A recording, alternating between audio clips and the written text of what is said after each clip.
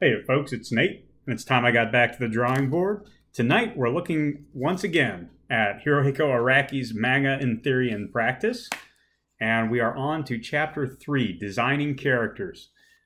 This is one of actually probably the least useful chapters in the book, just in my personal opinion. And that's not to say it's bad. It's actually still very good, and there's a lot you can use in it. But if you studied writing any, you've probably seen a lot of this before. So he starts off by again reiterating his premise, which is that characters are one of the four fundamentals of manga and the most important. He hammers this home by saying, if you have effective characters in place, you will be undefeatable. Taken to the extreme, that means that compelling characters negate the need for story or setting. Now, that's probably true to a certain extent, but you're not going to be as flexible if characters are all you're relying on. And there are some pretty good examples of this. Bleach is one that comes immediately to mind. There's basically only one story in that manga, and it's repeated over and over again. And the characters are fairly strong, but people got tired of it by the end. So yes, characters are really important, and they can keep people interested for a very long time. But your story will be more flexible, capable of more things, and more likely to hold interest for longer if you have more than characters. But we're talking about characters and specifically protagonists here. So the first thing he says is give your character a motivation. What does your protagonist want to accomplish? It's very important in most stories, and particularly in stories, shonen stories, action adventure stories aimed at young men, that your protagonist be active. He wants to be actively doing something, actively setting out to do things. That target audience really finds it more interesting, and in general, a protagonist who is active and involved and driving their own story is more interesting in one than one who reacts to situations. Even in the case of, say, a detective who is attempting to solve a mystery, like a murder mystery, someone has already done something. The detective is still very active in trying to solve that mystery. They're taking steps. They're going to talk to people. They are making decisions about clues. They are drawing deductions, all that other good stuff. So what makes a good motivation? Well, he has a couple of things. I think one of the most interesting ones he says is that in the instance of shonen magazines, it is important that motivations will always be attuned to the reader's natural sense of ethics. In other words, you generally don't want to write about a jerkwad. And he does point out a case where that worked. He indicates Death Note and the protagonist, Light Yagami, who was a jerk. But that requires a lot of skill, a lot of care. If you're putting a lot of effort into that, you're probably not putting it in other places. There's nothing wrong with it, but it's tricky. And in general, you want your protagonist to mirror the priorities and moral foundations of your target audience. I think that's true outside of shonen manga as well. He speaks some more. He has a great list here. Things like self-protection, to protect a loved one, work duty or patriotism, curiosity, vengeance, desires, etc. These are all very strong motivations. And of course, he encourages you to add any you think of. In fact, he says, if you want to become a mangaka, I recommend you create a list of motivations. Not only will it be useful when you go to create a character, it may lead you to discover new ones. So just write them down as they strike you, and you'll have them at your disposal. Bravery begets empathy. Again, this is I think a piece of advice that is very strongly aimed at the shonen crowd. And I think it's true in general. After all, shonen manga tends to be the most popular genre of manga, even though its target audience is young boys. And so I think that this will be true across the board. There are other things, of course, that create empathy. But he says readers will most strongly empathize with motivations such as those listed above when your characters face their obstacles with bravery.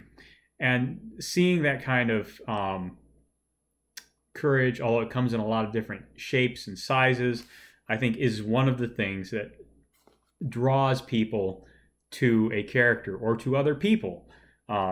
These brave characters have a charisma, and it's very difficult to get charisma in a comic or in manga. Your boy Zach often talks about how there's no actor, there's just your illustrations, and very few people can take charisma and put it down on the page. So you have to do it largely through your writing and bravery. Again, being proactive, that go get it kind of a attitude, can do attitude, really helps give your character a charisma. And speaking of charisma, he also talks about evil characters, the villains. He says, by providing an outlet for the ugly feelings that we all share, you can depict a more lifelike range of emotions than those of only goodness. And in doing so, you can more effectively evoke readers' empathy. This is mostly true for villains. Really strong villains stick in the mind. People are always talking about them. Heath Ledger's Joker is one that comes up over and over again because he was such a great portrayal of the negative, ugly side of human nature. And if you can really get that out, then you can really enthrall readers. There's something mesmerizing about a really evil character just chewing the scenery that is really fun to read. Not necessarily to be around, but to read or to watch on the screen. So contrast the hero and villain. Your main character must be fundamentally virtuous, on the side of justice. What justice is can be left up to personal interpretation, true to their friends, and brave. So basically, he's saying you want your protagonist in these kinds of stories to be somebody that your audience wants to be around. Again, to the aspect of charisma, you want your main character to really appeal to the audience because you're not going to be able to do it nearly as effectively through the art as you will through the writing of the character. Heroes Fight Alone is an interesting section. He talks about how ultimately your protagonist needs to solve conflicts themselves. And actually, really, if you really dig into shonen manga and study it, almost all all characters solve their problems themselves. They go out, they do the work, they buckle down. Even, interestingly enough, in a manga like Ice Shield 21, which was about American football, when specific characters were struggling to make a play on the field, they were almost always drawn alone. The team was not drawn in with them to give that sense that they were really struggling and breaking through their own personal barriers. That's an interesting insight. There are many stories, I think, outside of shonen manga where that is not as necessary. He talks a little bit about the difference between male and female characters. What he boils it down to is he didn't draw his major female protagonist comes from the 6th arc of JoJo's Bizarre Adventure, Jolin Kujo, and she was not drawn as beaten up as the other male protagonists were, but she did face battles every bit as hard and as brutal and as punishing. And I've read Stone Ocean. That's true. That's true. Jolin had a hard time. And her powers were not really as good as a lot of the other JoJo's. Pretty much the opposite of a Mary Sue was Jolin Kujo. Finally, he talks about creating a character history, and he gives like this big double-page spread. This is the form he usually works from when he's, doing character building. You've probably seen something like this a dozen other different places. They're good to work from. It is, as he says, you have to put in the work. It is important to flesh all this stuff out.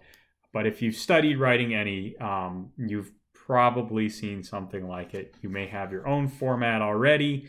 You may just sort of write unorganized backstories and jot down facts.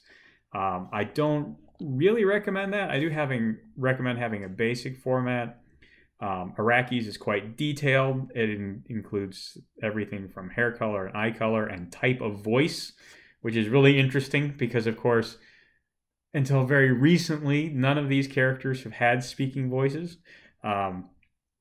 I don't think any of his manga have been adapted large scale. There was a very small, short Stardust Crusaders adaptation back in the late 90s, early 2000s. Don't quote me. Um, but yeah, and everything like sexual history, lovers, thoughts towards romance, are they married? All those kinds of things are on here. So this is very thorough. Um, it's also, I think, aimed very much towards Araki specifically. I don't think there's anything wrong with using this as a template, but there are lots of other templates that are not handwritten or very tiny that you can find on the internet and are probably just as good. And I really recommend developing your own for this kind of thing. So beyond that, he talks about special abilities and finishing moves, which are a real shonen trope, but again, may not apply to whatever story you're writing. And one of the things he does is he says, make a sample based on yourself and your friends, which is advice I've never heard before. I've heard the advice, try and draw these up for, Rick from Casablanca or other famous characters. But doing it with real people is actually even more interesting because there's a lot more richness there to work from, and you get used to looking for that level of detail, and then you can create it more effectively.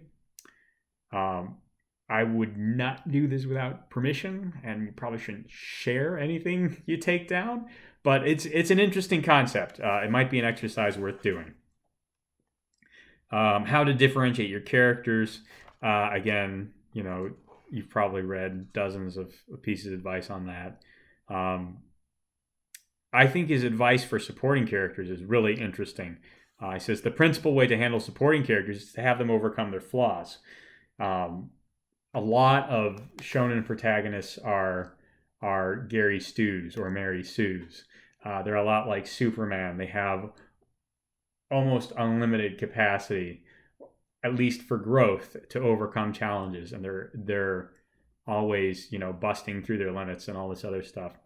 But side characters tend to be very static in a story, and having them overcome flaws is a good way to give them growth and change the dynamic between them and the protagonist, while still without letting them take over the story. You don't have to give them their own day in the life of so and so. You can just have them, show them overcoming flaws, whatever they are, as the story goes on.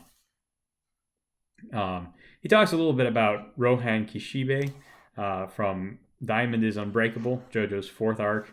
And where is it? Okay. He doesn't actually talk about how Rohan overcomes his flaws in here. This is more talking about how characters can sometimes overrun their original intended role. Rohan was not intended to be a large character originally, but if you're familiar with Diamond is Unbreakable, he becomes quite important by the end of the story. So how to draw characters, all of this is pretty good stuff. For the artist, he points out things like introducing the character with an impactful sound effect. The drawing contrast between the hero's childhood and his current imprisonment hints that something serious has happened to him. So, Araki is big on these dramatic sound effects. If you know his work, you know what I'm talking about. And then, he talks about keeping his expression neutral as possible to fit his cool personality. Jotaro is a very quote-unquote cool, not in the stylish or fashionable sense, but cool as in aloof. And he talks about things like he's in a school uniform. This implies the era. Araki here says modern day, but this is set in the 90s, which is not exactly the modern day anymore. And my understanding is these kinds of uniforms really kind of went out in fashion in the 90s. So this is a good signpost for people reading the manga. Other things, his massive body suggests fantasticality. This is one of the things that is kind of like if you've ever read any comic ever, regardless of where it's from, but people outside of comics don't seem to get. The bodies in these are not representative of reality. They are quite literally fantastical. And then he contrasts that with his school uniform, which is a very normal thing.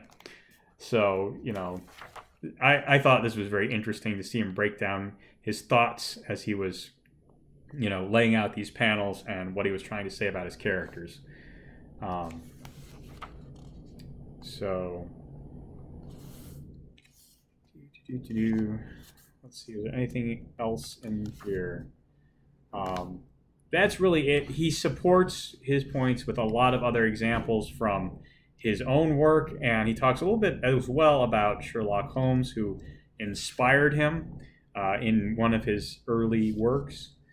But again, if you've read anything on writing and developing characters, everyone knows characters are very important to storytelling. Everyone talks a lot about how to develop them. I feel that while Araki understands the process very well, he doesn't really say anything you couldn't read anywhere else. That's fine. If this is your first introduction to talking about characters, it's a very, very solid, competent one. So that's all I got for tonight. I hope you enjoyed that. If you did, there's a like button and a subscribe button down below. Use them as you see fit, and I'll talk to you later.